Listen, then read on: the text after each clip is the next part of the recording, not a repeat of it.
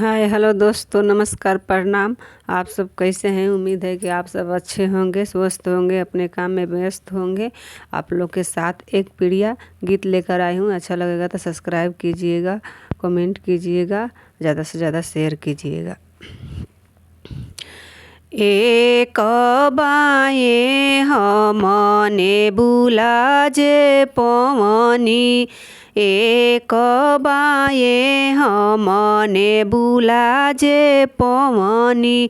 हे गोरी के लाल रसवा गिरेला घरीला भर, हे गोरी के लाल रसवा गिरेला घरीला भर। ओही जे रसवा में चुनारी रंगवनी, ओही जे रसवा में चुनारी रंगवनी। हे गोरी के लाल चुनारी भइले चटकर, हे गोरी के लाल चुनारी भइले चटकर। चुनारी पहिरी हम सुतली वो सरवा, चुनारी पहिरी हम सुतली ओ सरवा।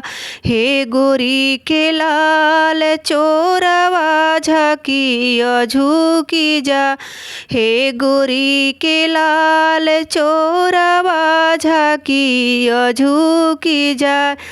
का तू चोरवा झाकी हो झुकी जाल, का तू चोरवा झाकी हो झुकी जाल। हे गोरी के लाल हम हई चोरवा के पतो, हे गोरी के लाल हम हई चोरवा के पतो। जब तू हाऊ हो चोरवा के पतोहिया, जब तू हाऊ हो चोरवा के पतोहिया। हे गोरी के लाल चोरवा के भेद बतलाय, हे गोरी के लाल चोरवा के भेद बतलाय। ससुरु चोरावे गैया रे भैंसिया, ससुरु चोरावे गैया रे भैंसिया।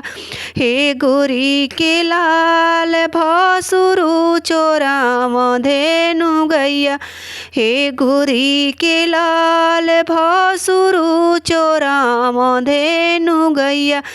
उनहु ले चोरावा देवर बड़ी चोरावा, उनहु ले चोरावा देवर बड़ी चोरावा।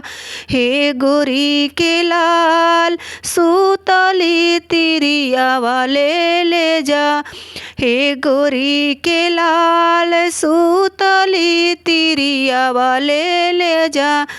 उनहु ले चोरावा सैया हो बड़ी चोरावा, उनहु ले चोरावा सैया हो बड़ी चोरावा।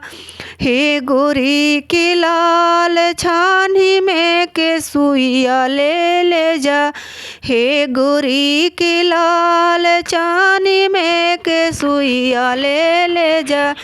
हे गोरी के लाल छानी में के सुइया ले जा।